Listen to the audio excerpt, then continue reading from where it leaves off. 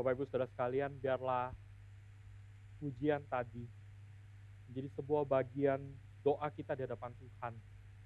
Bahwa Tuhan berbicaralah kepada setiap kami. Tuhan tolonglah setiap kami. Tuhan tuntunlah hidup kami. Untuk kami semakin dekat dengan Tuhan. Untuk kami semakin mengenal Tuhan. Untuk kami semakin mempermuliakan Tuhan. Biarlah kita tidak menjadi orang-orang Kristen yang hanya tahu tentang Tuhan, tapi tidak mau dengar isi hati Tuhan. Tidak mau dengar apa kehendak Tuhan di dalam kehidupan kita.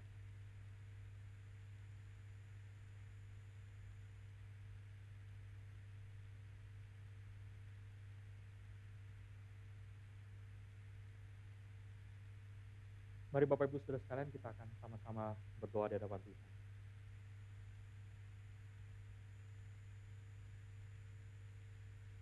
Tuhan, ini kami setiap anak-anak-Mu di dalam kelemahan dan keterbatasan kami.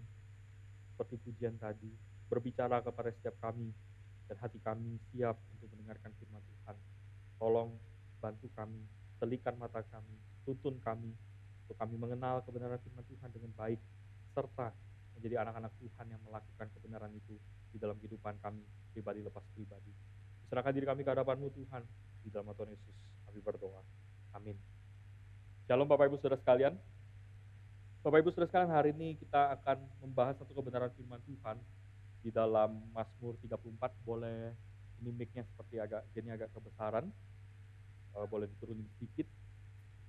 Bapak Ibu Saudara sekalian, hari ini tema firman Tuhan diberikan kepada saya, yaitu Tuhan dekat dengan orang yang hancur hati.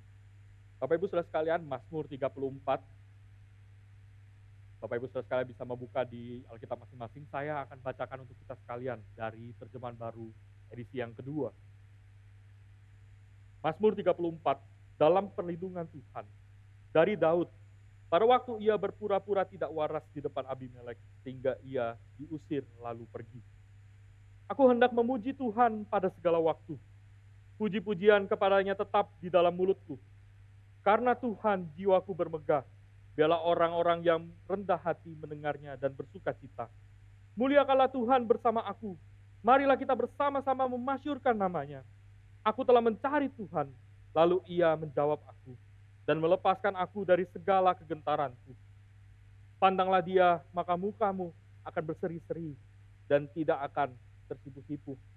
Orang yang tertindas ini berseru, dan Tuhan mendengar. Ia menyelamatkan dia dari segala kesesakannya. Malaikat Tuhan berkemah di sekeliling orang-orang yang takut akan dia, lalu meluputkan mereka. Kecaplah dan lihatlah betapa baiknya Tuhan. Berbahagialah orang yang berlindung padanya. Takutlah akan Tuhan, hai orang-orang kudus, sebab orang yang takut akan dia tidak akan berkekurangan.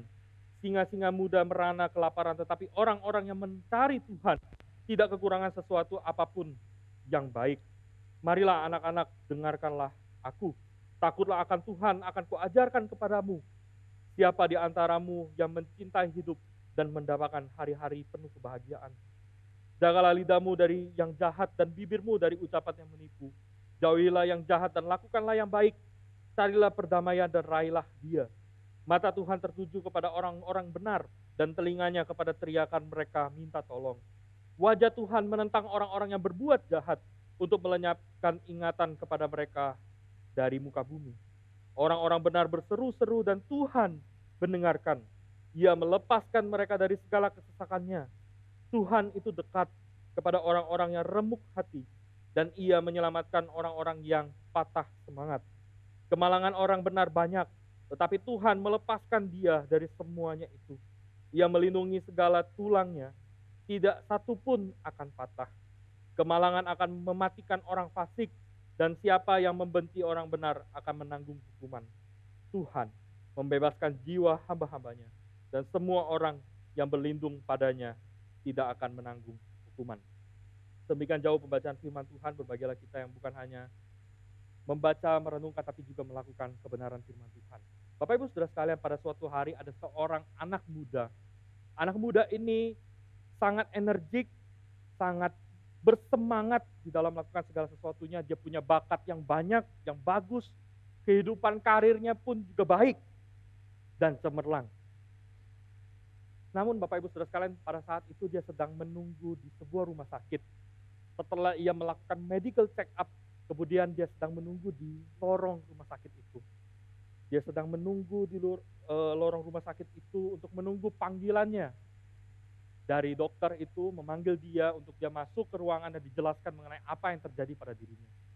Ketika waktu itu tiba, dia masuk ke ruangan itu, menantikan penjelasan dari dokter, dan dokter menjelaskan bahwa dia didiagnosa, ditemukan ada kanker ganas yang teranalisa sudah mencapai stadium akhir.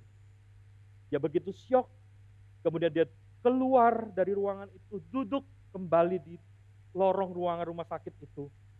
Dia hanya bisa termenung, tatapannya kosong, dan berita itu seakan-akan menjadi sebuah petir di siang bolong yang menghancurkan, yang meruntuhkan kesempurnaan kehidupan yang mungkin ideal pada dirinya. Tidak ada orang yang tahu. Tidak ada telepon yang berdering. Tidak ada suara isak tangis.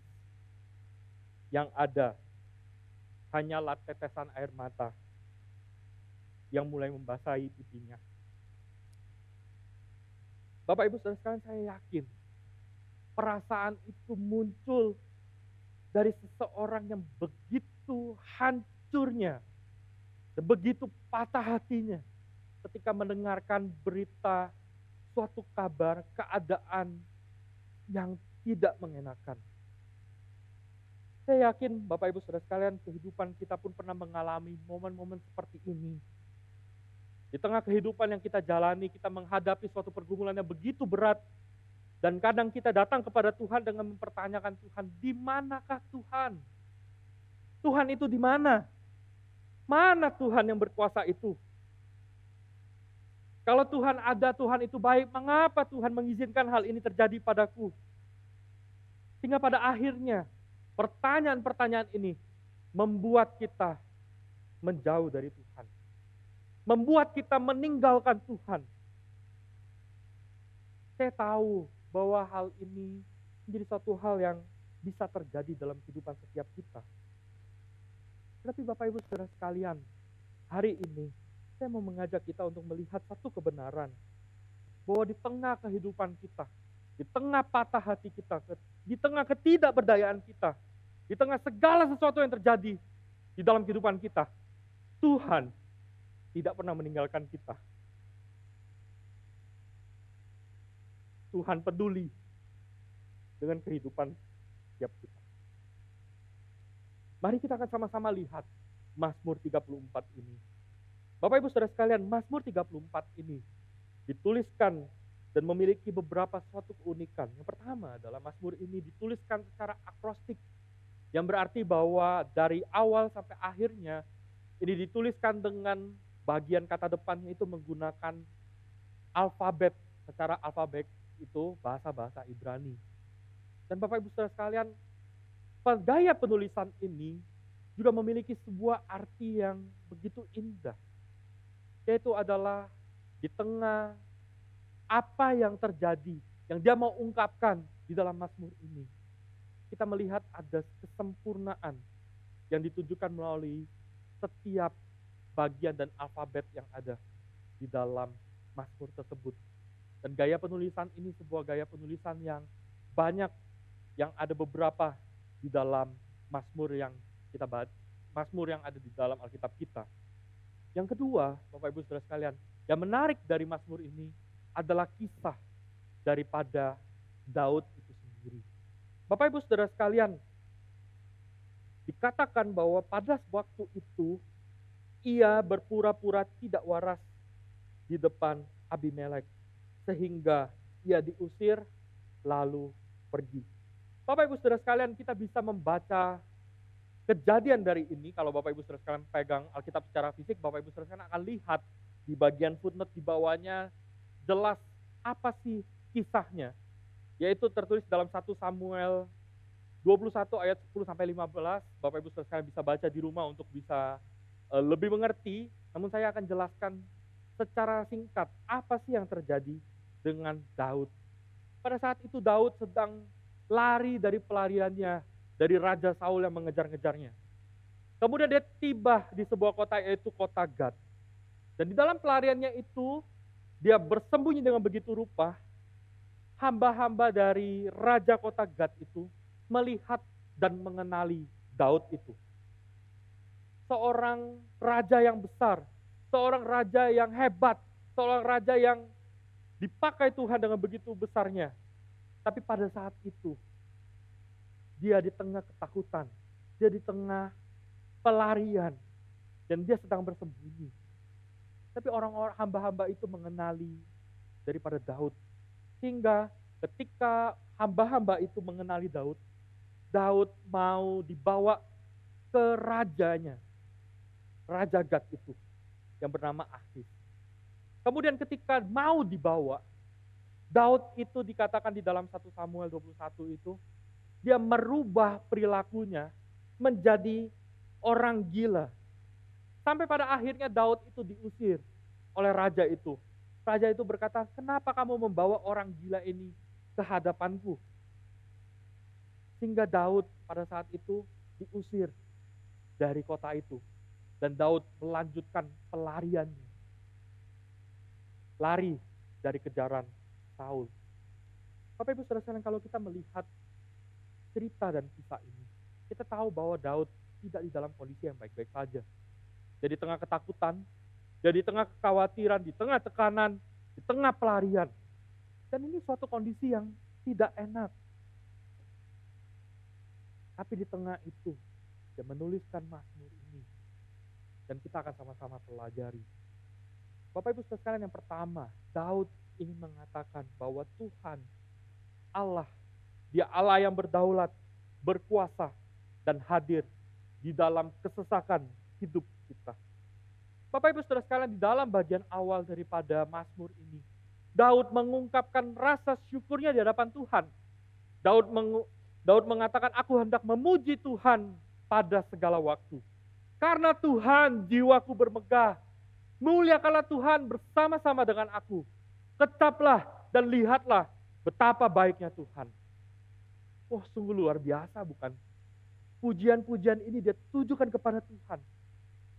Tapi ingat Bapak Ibu Saudara sekalian, pujian ini dia naikkan di tengah ketakutannya, di tengah kesesakannya.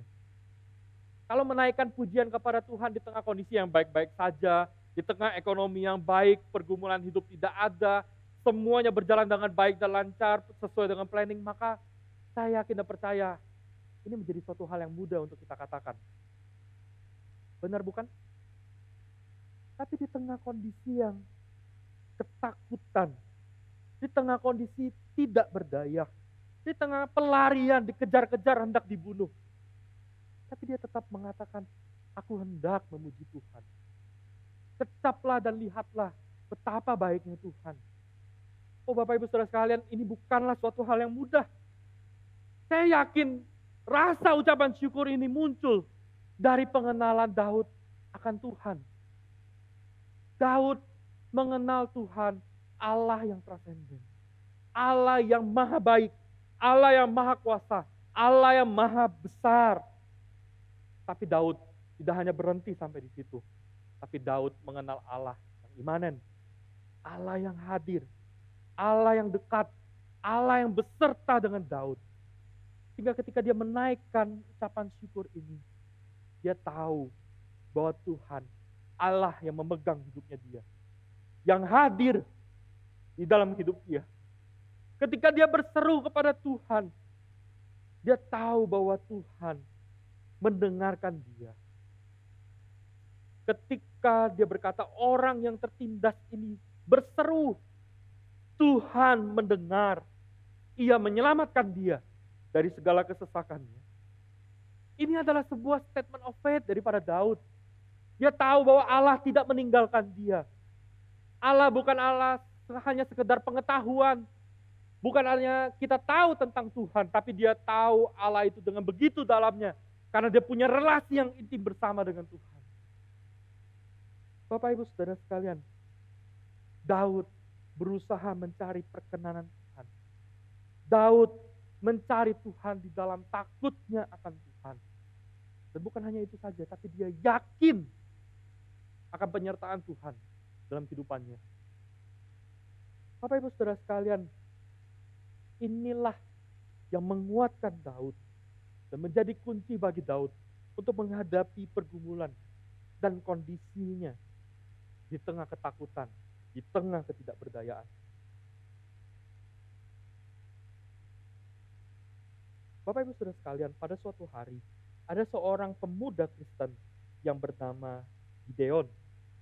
Maaf ya Bapak Ibu Saudara sekalian kalau memang ada nama yang mungkin sama, ini bukan kesengajaan, tapi ini hanya cerita begitu ya. Dia tumbuh dalam keluarga yang takut akan Tuhan. Sejak muda, dia sering ikut retret rohani, dia sering ikut segala perkumpulan Kristen yang ada, dia hafal banyak ayat, dia menjadi pengajar di dalam kelas-kelas PA, termasuk dia juga menghafal dan mengerti mengenai Mazmur 34 ini. Bahkan, dia pernah memakai ayat ini, bagian firman Tuhan ini, menjadi bagian dari perenungan di dalam kelompok-kelompok KTB yang ada. Namun pada suatu saat, Gideon mengalami krisis yang begitu besar. Orang tuanya jatuh sakit, pekerjaannya terancam, hubungannya dengan orang-orang di sekitarnya menjadi kacau, hingga ia menjadi sendirian. Tetapi anehnya, di saat waktu-waktu di mana ia butuh Tuhan, justru dia nggak cari Tuhan. Dia coba dengan segala macam cara, dengan kekuatan dia, dengan kepintaran dia, dengan kemampuan yang ada dalam dirinya, dengan logika yang ada, dia berusaha menyelesaikan permasalahan-permasalahan yang ada. Dia mengandalkan kekuatan dia sendiri untuk menyelesaikan masalahnya. Kemudian beberapa hari berlalu. Ada seorang rekannya yang bertanya kepada dia, Gideon, kenapa kamu gak datang sih kepada Tuhan? Kemudian Gideon menjawab jujur. Dia berkata demikian. Saya tahu tentang Tuhan.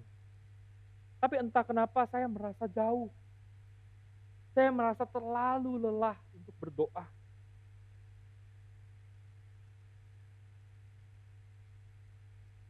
Kita bisa melihat bagaimana dia begitu merasa sendirinya. Merasa Tuhan begitu jauh. Dan tidak ada bersama dengan dia. Kemudian beberapa hari kemudian, di tengah pencarian dia, di dalam menghadapi pergumulan yang ada, dia duduk di mejanya. Kemudian dia membuka kembali Alkitabnya. Dan ketika dia membuka Alkitabnya, dia menemukan catatan mengenai Mazmur 34 ini. Dan dia membaca catatan ketika dia mendengarkan khotbah di gereja. Dengan ayat yang seperti ini, orang yang tertindas ini berseru dan Tuhan mendengar. Ia menyelamatkan dia dari segala kesesakannya. Dari Mazmur 34. Dan ketika itu Gideon tersadar bahwa selama ini dia tahu tentang Tuhan, dia ngerti tentang Tuhan, dia melayani Tuhan, dia melakukan semuanya atas nama Tuhan. Tetapi di dalam kondisi terlemahnya, di dalam kondisi yang begitu down-nya, dia membiarkan kekuatannya, pintarannya, kemampuannya menggantikan posisi Tuhan di mana dia seharusnya dia bersandar. Di mana seharusnya dia cari, tapi dia tidak datang kepada Tuhan. Bapak Ibu Saudara sekalian, apakah kita pernah merasa seperti Gideon ini? Apakah kita adalah orang-orang yang benar-benar tahu dan memahami Tuhan dengan begitu baiknya? Mungkin kita di tempat ini adalah orang-orang yang sudah percaya dengan Tuhan begitu lamanya. Kita menjadi anak-anak Tuhan yang melayani Tuhan, masuk di dalam pelayanan yang ada, masuk di dalam kemajelisan, masuk di dalam BP dan segala macamnya. Kita menjadi anak-anak Tuhan yang selalu rindu untuk belajar firman Tuhan, menjadi pembimbing KTB, menjadi pembimbing baik itu di tunas remaja, dan di tempat-tempat lain. Kita menjadi seorang yang aktif. Dan kita mungkin ketika orang lihat kita itu dipandang, terpandang secara rohani baik. Namun di tengah krisis yang kita jalani, di tengah pergumulan yang kita jalani, kita meninggalkan Tuhan dengan mudahnya. Kita tidak mencari Tuhan dan kita merasa sepertinya Tuhan tidak hadir di dalam kehidupan kita. Padahal kita tahu semua tentang Tuhan. Kita ngerti semua tentang Tuhan. Tapi kita meninggalkan Tuhan. Kita memilih jauh dari Tuhan. Dan seakan-akan kita merasa gak mau Tuhan itu hadir dalam hidup kita. Gak mau Tuhan itu obok-obok hidup kita. Gak mau Tuhan itu ada bersama-sama dengan kita. Bapak Ibu Saudara sekalian, saya mau ajak kita untuk memikirkan dan merenungkan. Mungkin yang menjadi permasalahan kita adalah relasi kita bersama dengan Tuhan. Mungkin selama ini kita nggak dekat dengan Tuhan. Kita hanya menjadikan pribadi Tuhan, pertemuan bersama dengan Tuhan hanya menjadi sebuah formalitas. Sehingga ketika pergumulan itu terjadi dalam hidup kita, yang kita gunakan adalah kepintaran kita, logika kita, taktik kita. Sementara Tuhan menjadi bagian yang kesekian. Sampai kita hancur begitu rupa, baru kita datang sama Tuhan. Tuhan, ini saya udah berserah. Padahal Tuhan bilang, saya di samping kamu dari tadi. Saya itu hadir. Kamu kemana? Kamu tahu saya ada. Kamu ngerti saya nggak pernah meninggalkan kamu. Saya hadir. Kamu kemana? Bapak Ibu Saudara sekalian, mungkin kita perlu melihat bagaimana ketika kita menghadapi pergumulan yang ada. Adakah kita datang kepada Tuhan, kita mencari perkenanan Tuhan, kita mencari kehendak Tuhan, daripada kita banyak mendengarkan motivator-motivator yang lainnya, atau kita cari di AI bagaimana cara mengatasi masalah ini, atau kita mengandalkan kekuatan-kekuatan manusia. Semakin kita jauh dari Tuhan, maka semakin terpancar dan terlihat relasi kita dengan Tuhan. Maka Bapak Ibu Saudara sekalian, saya mau katakan, carilah Tuhan selagi Dia mau dijumpai. Cari Tuhan. Kita tahu Allah adalah Allah yang berdaulat. Kita tahu Allah tidak pernah meninggalkan kita. Allah hadir. Tapi jangan hanya itu menjadi sebuah konsep. Jangan hanya itu menjadi suatu hal yang mudah dan lancar untuk kita ngomong ke orang. Tapi kita sendiri ketika menghadapi pergumulan, kita bingung mau cari siapa. Kita bingung kita mau cari siapa. Tuhan itu kayak phone numbernya udah paling bawah, jauh di bawah. Kita cari Tuhan selagi Dia masih bisa dijumpai. Bapak Ibu Saudara sekalian, hal kedua yang kita sama-sama lihat dari Mazmur Daud ini adalah Tuhan bukan Tuhan yang hanya hadir.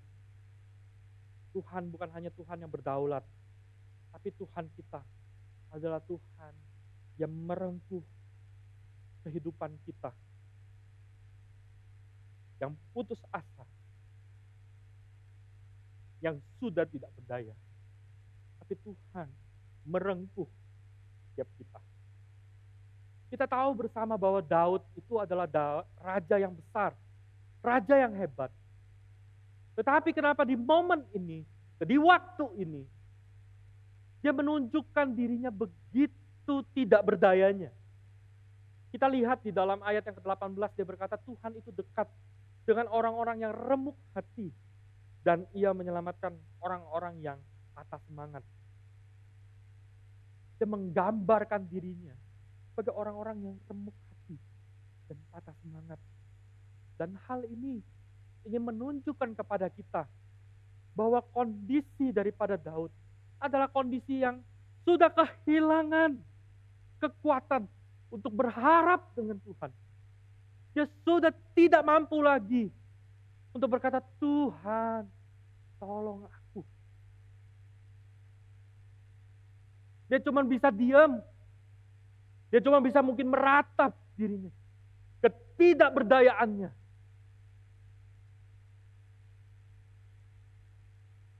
Di tengah kepedihan yang ada. Dia hanya bisa diam di hadapan Tuhan. Dan mengakui bahwa saya sudah tidak berdaya lagi. Saya nggak mampu lagi. Tapi di tengah kondisi itu, Tuhan kita bukan Tuhan yang diam. Dia merengkuh, dia mendekap kehidupan Daud. Dan bahkan setiap kita. Di tengah kondisi kita yang tidak berdaya lagi, tidak mampu lagi, tidak tahu lagi mau kemana. Tuhan tidak tinggal diam. Dia merengkuh kita. Dia mendekap kita. Dengan pelukannya yang begitu hangat. Daud menyatakan bahwa Tuhan itu mendengarkan. Tuhan itu melepaskan. Tuhan itu dekat. Tuhan itu menyelamatkan. Semua ini menunjukkan bahwa Tuhan tidak tinggal diam. Tuhan tidak meninggalkan Daud. Tuhan bukan hanya ada, tapi dia dekat di samping kita. Di tengah ketidakberdayaan kita. Dia merengkuh kehidupan setiap kita. Daud yang sudah hancur dan tidak berdaya. Dan dia mendekap segala kepedihan kita. Tangisan kita. Supaya kita hanya diam di hadapan Tuhan. Bapak Ibu Saudara sekalian, saya tahu konsep kerapuhan, ketidakberdayaan itu menjadi suatu konsep yang ditolak oleh dunia. Bukankah kita banyak mendengar di luar sana para motivator-motivator, bahkan mungkin pengkhotbah-pengkhotbah yang ada, pengkhotbah-pengkhotbah Kristen yang ada, menyatakan bahwa kamu bisa, kamu mampu, tenang. Yang menghalangi kamu itu hanyalah diri kamu sendiri, kamu tuh unlimited. Kamu bisa menghadapi semuanya. Tapi Bapak Ibu Saudara sekalian, semakin kita mengandalkan diri kita, dan semakin kita masuk di dalam konsep itu, semakin lama, semakin kita meninggalkan kelemahan kita. Kita merasa kita itu nggak ada kelemahannya, kita itu nggak ada minusnya. Kita itu oke, kuat, fine.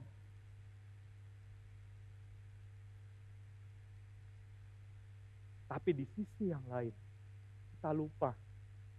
Kita ini adalah manusia yang rapuh. Kita ini adalah debu. Kita ini adalah tanah liat yang rusak.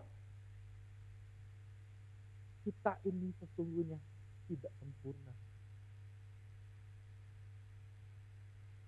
Kita lupa keberadaan diri kita yang tidak berdaya. Kita terbuai dengan omongan-omongan orang luar sana yang mengatakan kita mampu, kita kuat. Sehingga kita menghilangkan yang namanya kelemahan kita. Kita menghilangkan apa yang namanya segala sesuatu yang minus dalam hidup kita. Kita berusaha menunjukkan, menampilkan diri kita yang terbaik, yang hebat, tidak ada kelemahan. Tapi di sisi yang lain, di dalam diri kita yang terdalam, sesungguhnya makin lama kita akan makin hancur. Karena yang kita tinggalkan adalah Tuhan dan kebergantungan kita pada Tuhan. Bapak Ibu Saudara sekalian, kalau kita melihat kehidupan yang tidak berdaya, yang rapuh, yang hancur, itu juga Tuhan Yesus alami ketika dia di Taman Getsemani. Ketika dia datang berlutut di Taman Getsemani, dia berdoa di hadapan Tuhan. Ya Tuhan, ya Bapa, jikalau boleh cawan ini lalu daripadaku, biarlah kehendak Tuhan yang jadi. Kehendak Bapa yang jadi, bukan kehendakku. Di tengah dia berdoa demikian dan dia doa kepada Bapa 3 kali dia berdoa. Bukankah ini menunjukkan suatu kondisi yang di tengah keilahiannya, tapi dia merasakan kondisi yang tidak berdaya, di kondisi yang begitu rapuhnya, di kondisi yang begitu menakutkannya menghadapi salib penderitaan yang dia akan jalani. Bukankah taman Getsemani itu menjadi sebuah saksi bisu dari kerapuhan dan ketidakberdayaan Tuhan di dalam kemanusiaan. Sehingga ketika Tuhan merasakan akan ketidakberdayaan, maka dia tahu dan merasakan juga kehidupan kita. Setiap kita yang tidak berdaya, yang tidak mampu, di tengah pergumulan yang ada, Tuhan bukan Tuhan yang tidak pernah merasakan ketidakberdayaan kita, tidak mampu. Tuhan hanya mau kita dekat dengan Dia, mengalami Allah yang sejati, Allah yang penuh kasih, untuk kita kembali dipulihkan oleh Tuhan. Bapak Ibu Saudara sekalian, ketika saya mempersiapkan bagian ini, tengah saya merenungkan di momen-momen hidup saya memikirkan kapan titik terendah saya. Saya menyadari bahwa di dalam beberapa waktu ini, justru Tuhan izinkan saya untuk mengalami momen-momen yang tidak begitu indah. Momen-momen di mana saya begitu tidak berdaya. Dalam beberapa waktu terakhir ini, saya memang sangat bergumul di dalam sebelum dan setelah kelahiran daripada anak. Di masa-masa saya begitu sibuk mempersiapkan segala sesuatu, tapi di sisi yang lain saya harus memperhatikan daripada istri dan anak. Di tengah saya juga harus menemani orang tua saya yang hadir pada saat itu. Di tengah segala sesuatu yang ada, di tengah tantangan dan pergumulan di tengah jemaat ini, tuntutan yang ada, saya menyadari bahwa saya tidak berdaya. Saya menyadari bahwa saya bingung menjalani kehidupan saya. Saya tahu sebagai hamba Tuhan, saya kenal Tuhan. Saya tahu bahwa Allah itu berdaulat. Saya tahu Allah itu maha kuasa. Saya tahu, saya belajar 4,5 tahun di saat. Tetapi ketika pergumulan itu datang, ketika silih berganti datang pergumulan itu, sebagai hamba Tuhan saya pun menyadari bahwa saya meninggalkan dan melupakan Tuhan. Di tengah kerapuhan itu, di tengah ketidakberdayaan itu, di suatu siang ketika saya nyetir pulang dari kantor ke rumah, saya mendengarkan sebuah pujian, dan pujian ini di suatu pujian yang begitu menegur saya. Pujian itu mengatakan demikian. You are my hiding place. You always fill my heart with song of deliverance. Whenever I am afraid, I will trust in you. I will trust in you. Let the weak say I am strong in the strength of the Lord. I will trust in you.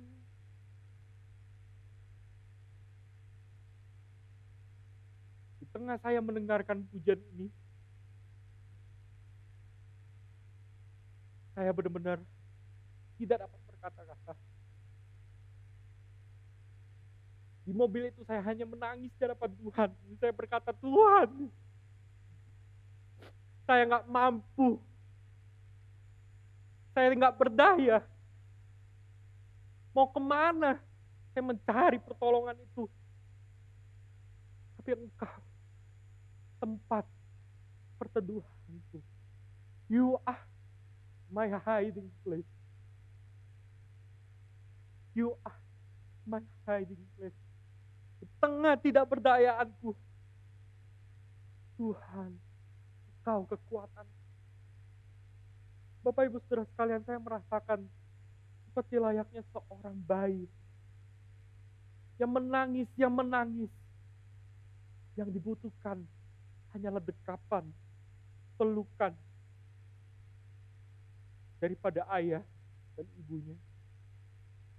Di mana dalam pelukan itu, sang bayi begitu tenangnya, dan dia merasakan pahit. Saya tenang, saya aman, karena ada Tuhan, karena ada papa mama saya yang memeluk saya. Bapak Ibu Saudara sekalian, bagaimana dengan kondisi kita saat ini?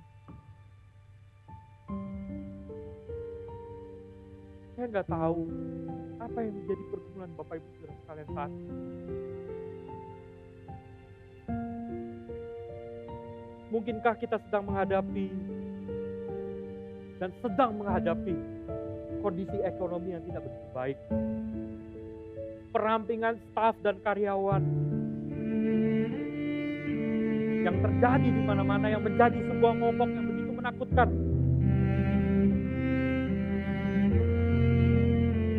Yang sedang kita hadapi.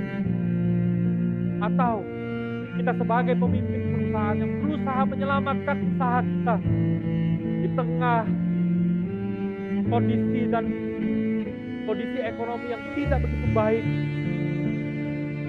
pasar yang begitu sulit, kebutuhan yang tidak terpenuhi, hutang perusahaan yang begitu makin lama makin besar, hingga kita merasa gimana? Atau mungkin saat ini kau menghadapi kondisi kesehatan yang tidak begitu baik, sudah pergi ke dokter sini, dokter sana, tapi tidak ada perubahan yang signifikan. Kau sudah berupaya dengan segala sesuatunya, tapi tidak ada perubahan, tidak ada perbaikan. Atau mungkin saat ini kau sedang mengalami kondisi rumah tangga. Rumah bukan menjadi tempat yang aman, bukan menjadi sebuah home, tapi rumah menjadi sebuah hell, neraka, di mana di dalamnya terjadi konflik suami, istri, orang tua, anak, mertua, menantu, hingga tidak ada lagi keputusan yang ada.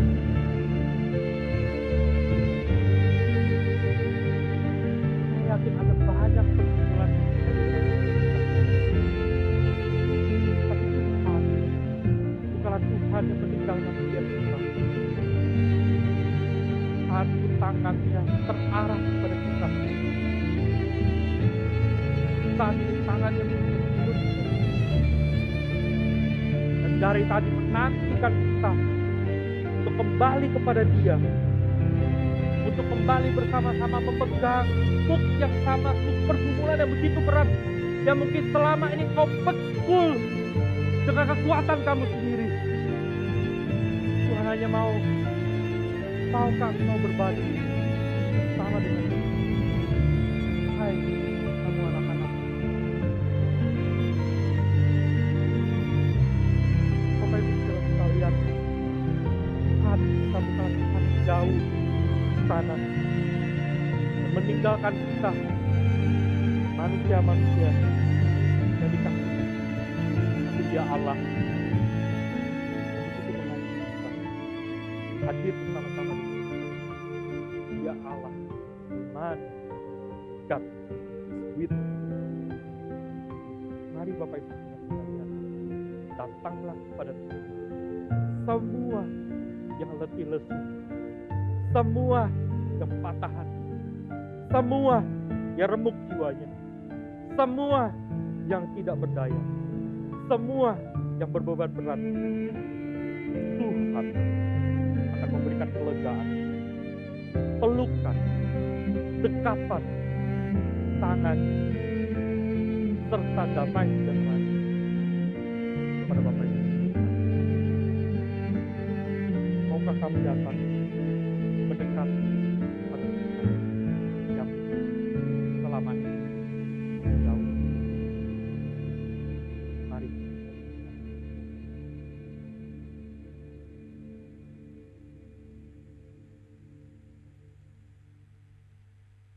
Tuhan, di tengah ketidakberdayaan kami, di tengah kelemahan kami, Engkaulah tempat perteduhan kami. Tuhan, kami tahu, kami banyak belajar tentang Tuhan. Tapi seringkali ketika pergumulan itu datang menghampiri setiap kami lebih memilih kekuatan kami sendiri. Kami memilih apa yang ada di dalam diri kami. Tapi kami tidak datang ke hadapan Tuhan. Tuhan, ketika di dalam kondisi tidak berdaya kami, peluklah kami sekarang. Tuntunlah kami kembali Tuhan. Dan bawalah kami mengalami suatu kelegaan daripada Tuhan. Tuhan, kami butuh pertolongan Tuhan. Kami butuh kekuatan Tuhan. Tantangan ke depan, pergumulan ke depan tidaklah menjadi suatu hal yang lebih mudah. Tapi biarlah kebenaran firman Tuhan hari ini membantu kami, mengingatkan setiap kami, mendorong kami untuk kami kembali dekat dengan Tuhan, mencari Tuhan, mencari perkenanan hati Tuhan. Terima kasih Tuhan, dalam nama Tuhan Yesus kami berdoa.